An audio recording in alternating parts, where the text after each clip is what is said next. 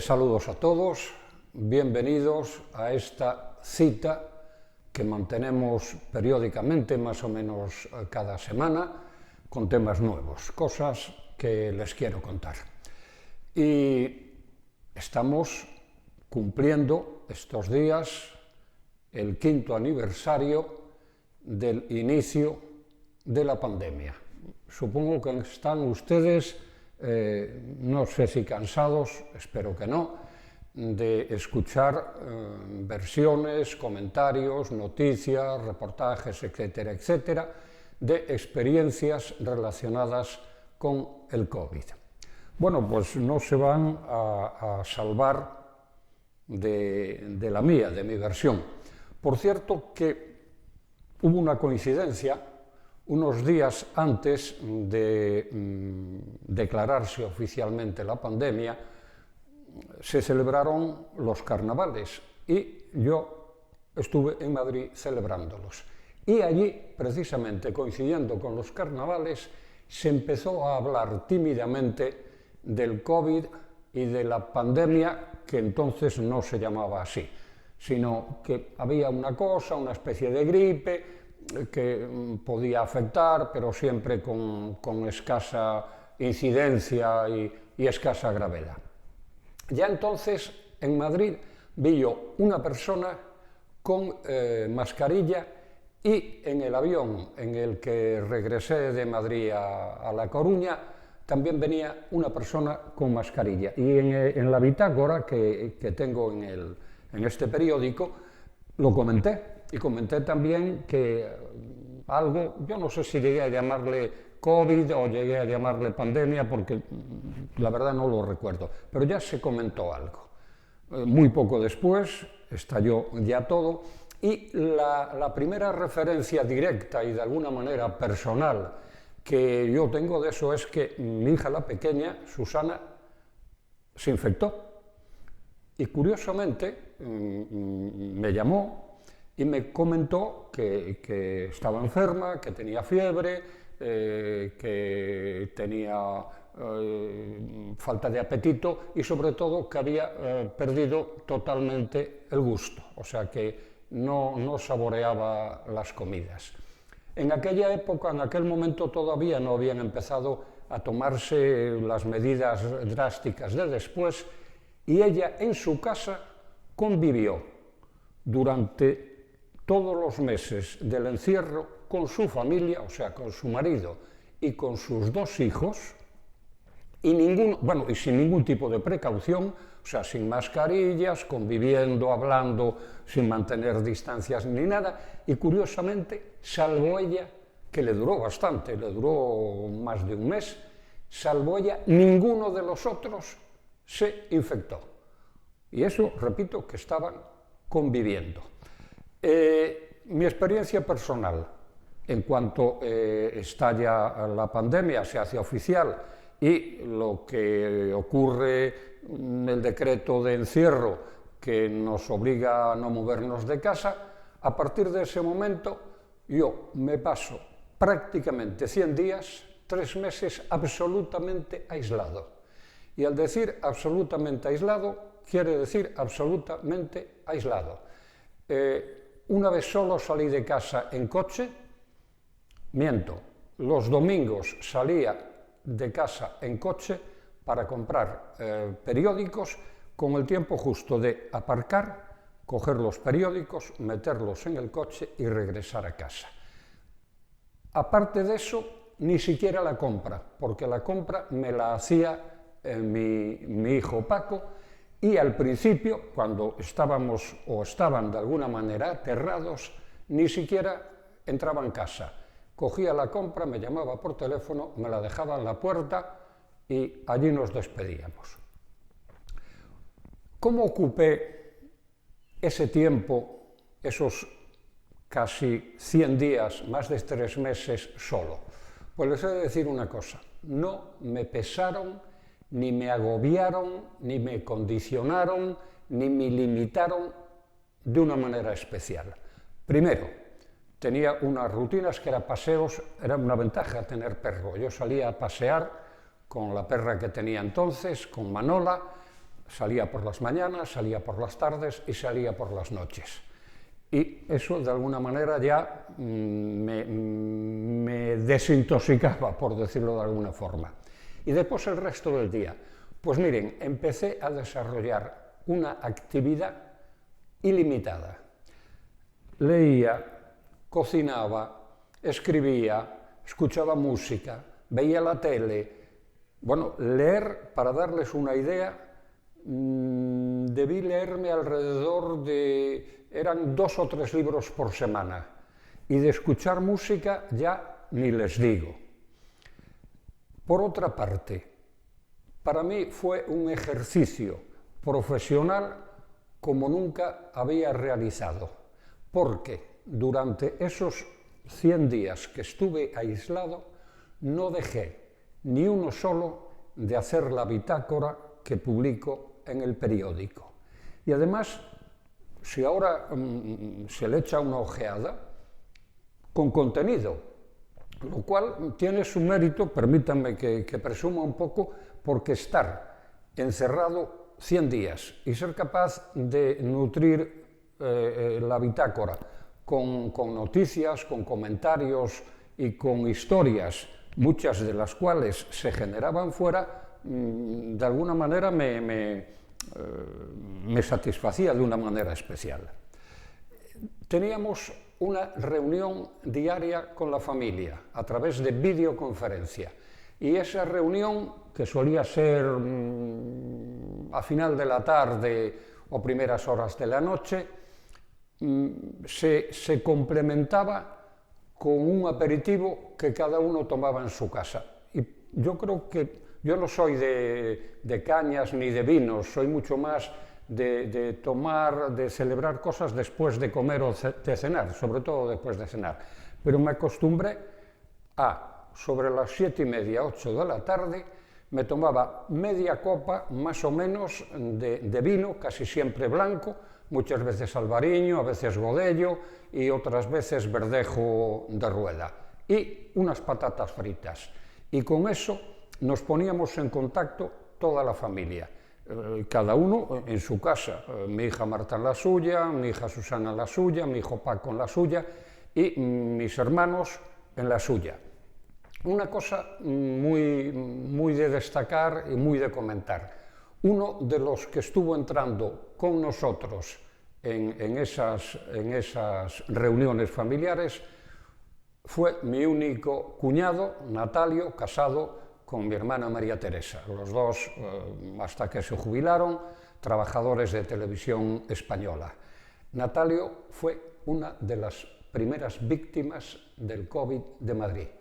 Murió y además, si me lo permiten ustedes, de una manera tonta e inesperada, porque se sintió un poquito mal en un viaje que hicieron a una casa que tienen en las afueras de Madrid, y de regreso a casa, antes de ir a la suya de Madrid, al sentirse mal dijo: voy a pasar por aquí, por uno de los, no sé, por un hospital o por un centro de salud, porque yo no sé si tendré COVID.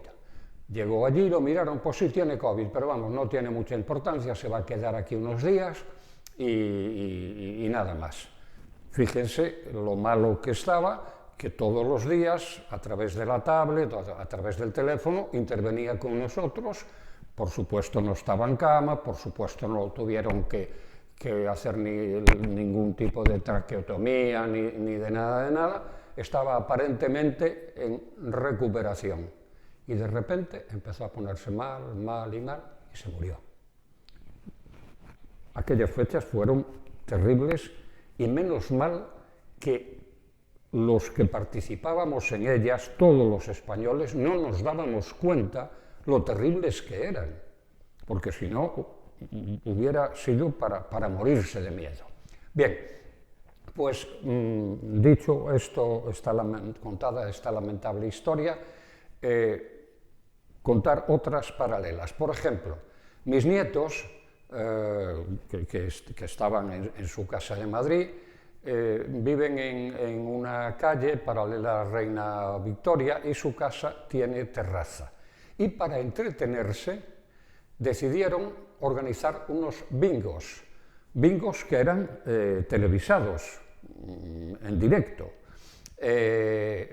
Repartían por el barrio anuncios del bingo y las papeletas para cubrir el bingo, para hacer el bingo. Y lo dirigían desde la terraza de su casa. Entonces lo hicieron varios días.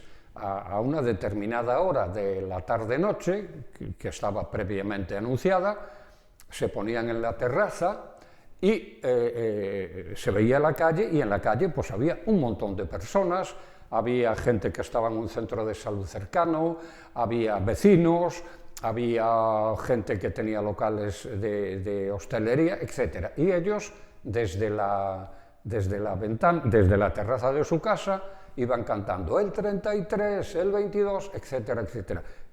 Yo lo seguí algunas veces porque, repito, ponían un teléfono móvil y lo daban por videoconferencia. Y era un entretenimiento más.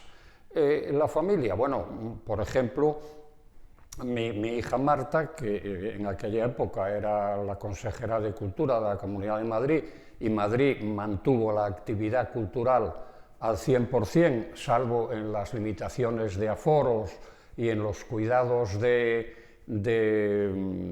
sanitarios, porque cada vez que había un espectáculo se hacían todo tipo de pruebas, mascarilla, etcétera, etcétera, pero coincidiendo con eso incluso fue víctima de un atraco en el portal de su casa. Regresando no sé de qué sitio, la esperaba una persona, creo que le puso una navaja, le robó el bolso, después ella salió corriendo detrás de él, al final lo detuvieron, yo no sé, creo que no recuperó nada, unas gafas creo que recuperó, pero se llevó un susto notable. Hay que pensar que en aquella época todo el mundo andaba con mascarilla y lo de atracar era una auténtica tentación. Y de hecho, yo no sé, pero probablemente en proporción al número de gente que andaba por la calle, probablemente el número de delitos hubiese sido muy superior a lo que era habitual. Por otro lado, en lo que se refiere a Lugo, a mí me daba muchísima pena ver las imágenes que se publicaban de las calles de Lugo desiertas. Es más, yo, pudiendo haber venido estado en la ciudad, salir por las calles, no salí nunca. No quise ver aquel Lugo triste, aquel Lugo vacío, aquel Lugo amenazador, porque paralelamente a estas imágenes que veíamos de Lugo ciudad afectado por la pandemia, sabíamos las noticias de la gente de Lugo, alguna muy conocida, alguna muy popular, alguna muy próxima, que contraía la enfermedad y muchos se morían. Yo digo siempre, cuando sale este tema, mantengo una teoría. Hemos tenido la suerte, hemos tenido la fortuna de, por lo menos yo, de no ser conscientes de lo que estaba pasando, de no saber cómo se moría la gente por miles, de no saber lo que nos estaba amenazando, de no darnos cuenta de lo que nos condicionaba la vida, porque de verdad, si en ese momento hubiéramos sido al 100% conscientes de la situación, probablemente los padecimientos psíquicos y psicológicos hubieran sido muy superiores. Yo, personalmente, no recuerdo haber tenido ningún trastorno especial. Probablemente sí se modificó un poco mi régimen de descanso nocturno. A veces me levantaba a las 3 de la mañana, después me ponía a dormir a las 11 de la mañana y dormía hasta las 2. Ahí hubo un cierto desequilibrio, pero yo creo que fue lo único, porque además, les digo otra cosa, nunca, lo cual probablemente sea una irresponsabilidad, pero nunca tuve miedo en el sentido de que yo pudiera afectarme. Y no lo tuve No lo tuve porque me creía que ese aislacionamiento absoluto en el que estaba metido me iba a proteger. Y hubo mucha gente que hizo lo mismo que yo y sin embargo contrajo la enfermedad. Les cuento un caso concreto y que acabó muy mal. José Ramón Onega, el hermano de Fernando, con el que yo tenía una buena amistad, empezamos a hablar por teléfono durante la pandemia y nos llamábamos, pues, no sé, una vez a la semana y nos contábamos cosas. Él entonces era el delegado de la Xunta de Galicia en Madrid, el director de la Casa de Galicia, y entonces me contaba que estaban todos confinados, que tenía mucho miedo. Él tenía una casa en ¿cómo se llama esto? Bueno, en un pueblo de la provincia de la Coruña, en Sada, tenía una casa en Sada, y le dije yo, ¿cómo no te vienes a Sada, que a lo mejor es más entretenido que estar en Madrid? No nos queremos volver de aquí, estamos teniendo mucho cuidado porque tenemos mucho miedo, etcétera, etcétera, etcétera. Bueno, pues con todos esos cuidados, con todas esas prevenciones, con esas cautelas, José Ramón Onega contrajo el COVID y se murió. Pero no solo eso, contrajo el COVID y se murió un hijo suyo. Y no solo eso, contrajo el COVID y estuvo muy grave su mujer. O sea, fíjense ustedes, en una familia en la que convivían 3 personas, se murieron 2 y una pasó mal rato, pasó malos días. Lo dicho, ahora que han pasado 5 años y podemos contar esto, incluso provocando una sonrisa para, digamos, no dramatizar, lo cierto es que fue terrible y que lo que tenemos que tratar es de poner todo de nuestra parte para que no vuelva a producirse y si se produce, tomarlo todavía más en serio de lo que lo tomamos entonces.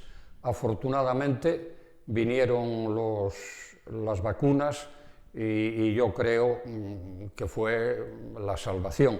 Por cierto, durante la pandemia me llamaron por lo menos un par de veces para hacerme encuestas. En una ocasión fue de la Televisión de Galicia o de la Radio Gallega y otro de una emisora de Madrid. Y concretamente me equivoqué cuando hice las declaraciones, di mi opinión, porque concretamente en la que me hicieron de la Televisión de Galicia me preguntaban si yo creía que se iba a inventar pronto una vacuna y que yo dije que no creía que lo de la vacuna fuese inminente y que me inclinaba más porque se pudiese inventar o localizar algún medicamento que minimizase la enfermedad. Afortunadamente me equivoqué y la vacuna o las vacunas se inventaron pronto y gracias a eso muchos hemos supervivido y muchos estamos aquí, ustedes viéndome y oyéndome y yo hablándoles a ustedes y dándoles las gracias por la atención prestada y emplazándoles a que sigan aquí, sigan viéndonos hoy y todos los días. Gracias por su atención y un cordial saludo.